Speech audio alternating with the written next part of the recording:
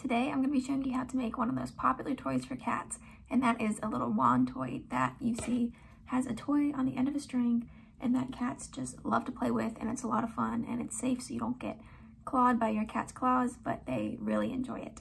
So without further ado, let's get to it. One of the great things about this toy is that it can be made with a lot of different materials. As you see here, I used a pencil to work as the little main stick that I hold on to, a piece of string, and then I used felt to cut out some little feathers for my cat to play with. But it doesn't always have to be that. So for example, for this one, I used a wooden stick that I bought from Hobby Lobby. It was long and I just cut it into a smaller portion, and it was only about $2, so it could make a whole bunch of different toys. And then I used t-shirt strips on the end of it to make the toy. And then one more example is this one. I also used a pencil, but for the toy I used a pom-pom that is shown how to be made in one of my earlier videos. And then it just operates in the same way. But for this specific video, I'm going to be showing you how to make this toy using a pencil, string, and some felt feathers. So the materials you will need is obviously a pencil, string, felt, scissors, and hot glue. The first thing we're going to do is make our feathers. So what we're going to need is just our pieces of felt and a pair of scissors. So I'm just going to make 3 feathers, but you are more than welcome to make more or less, just based on how you want your toy to look and how you think your cat will enjoy playing with it. So to make the feathers, you basically make sort of a teardrop shape. So you go out and then in. It also can vary based on how you want them to look, how big you want them to be, and just the overall structure of them.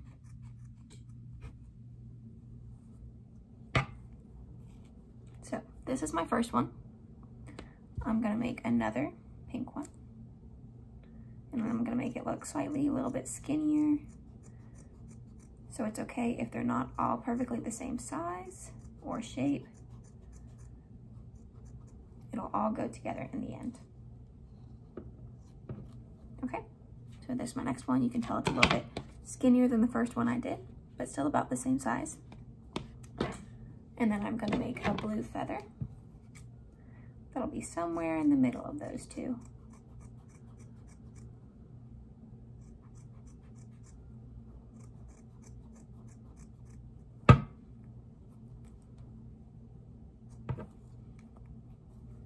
Okay, once you have your feathers cut out, you're going to make them look a little bit more like feathers. So you're going to do some downward little cuts into it. I cut a little bit less than halfway because you want to make sure that your feather doesn't fall apart. You don't want your cuts on either sides to overlap. So then I'm going to do the same thing on the other side and just cut down.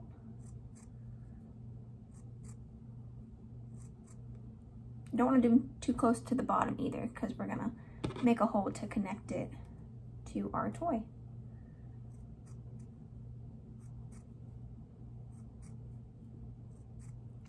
And based on how far apart you make these or how much you cut in, it can kind of give the feather a different look,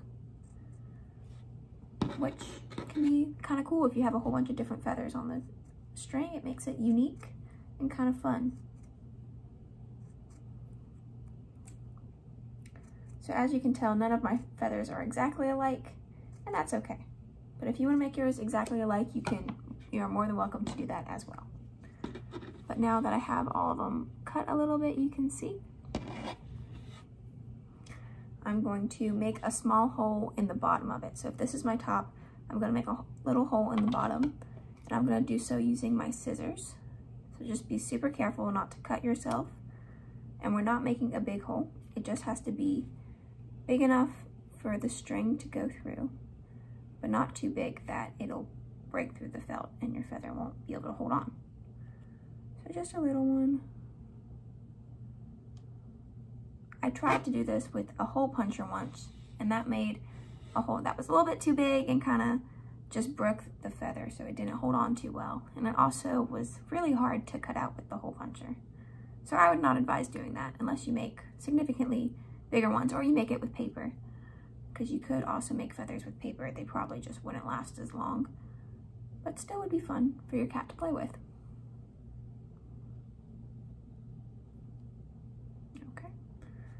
last hole.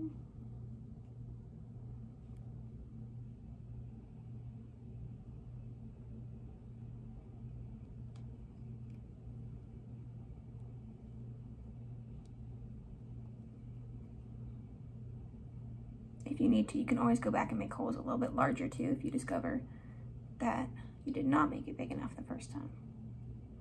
All right, so I've got a little hole in all 3 of my feathers. So now I'm going to take my string, and for this one I'm going to just use this blue string. Nothing special about it, it's just normal string. And I'm going to cut a strip that is going to be longer than I want the length of my toy to be. This way I have a little bit extra to work with. So we're going to cut a long strip. That way we're not worried about making it too small. So now that I got this, we're actually going to place the feathers aside for a minute. And we are going to pick up our pencil and our hot glue, and we're going to glue our string onto this. So to attach your string to your pencil, you are just going to put a line of hot glue. I typically do it on the eraser portion, and it's okay to do more than you need. And you're going to start from the back and just twist this all around it. So you want to get a whole bunch of twists in there. Make sure you don't burn yourself on the hot glue because it is super, super hot, which helps to keep the toy together, but definitely is not fun if you get it on your finger. So I wrapped it all around. And one of the things I like to do, you can see how that first bit is kind of sticking up. So I just go back with my hot glue and I add some to the top of it to make sure it stays down. And I add some to some other places if I think it might be lacking any. And then we're all good. And then your string is effectively attached to your pencil. Once your hot glue has cooled, because you want to make sure that you're not doing this next step while it's still hot, because you might accidentally burn yourself, and that is never fun. So once it's all cool and you're sure it is, you can just place it down to the side, and we're going to work with the other end of the string. So now we're going to bring those feathers back, and we're going to start to attach them. So you're just going to thread the string through the hole that we made in the feathers. And I have found that sometimes it's easier to push it through with something sharp. So I'm going to use the scissors. But again, being super careful not to cut yourself, similar to when we were making the holes. Just gotta find the hole.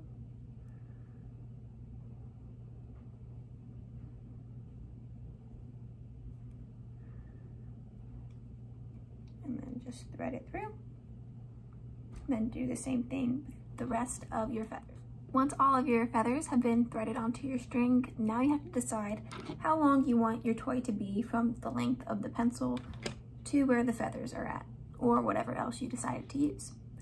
So if you want it to be a little shorter when you're playing with your cat, you can make it about 1 foot, or if you want it to be a little longer, you can make it up to like 20 inches or even a little bit more, but not too much more, because then it's harder to move it around. But I wouldn't make it much shorter than 1 foot, because then you run the risk of your cat accidentally scratching you when trying to play with the toy, and that's never fun either, just like getting burned. So I'm gonna make mine somewhere in between. You can always just kind of guesstimate too, based on how long you think you want to make it. I'm gonna measure just to be sure.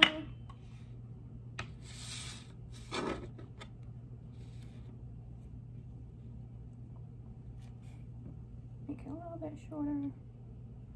So mine is about 1.5 feet, which makes it about that length, which is fun to play with, but not too close that you're gonna get scratched. So now once you have figured out how far you want it, you can adjust your feathers into the position that you want them. And you wanna make sure you do this before you tie it, because it's a lot harder to get them to sit how you want them to when you tie it. So I just kind of fanned mine out. And now we are going to take our 2 pieces and just tie a knot around the feathers to secure them.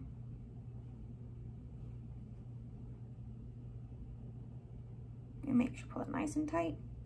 And we're gonna want this to be a double knot at least, so that it does not come undone.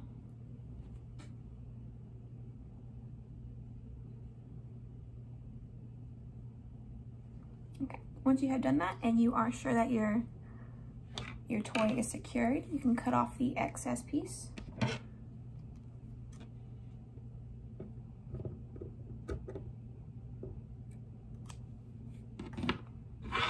And now you are all done with your toy and you're ready to go play with your cat. Thanks for watching.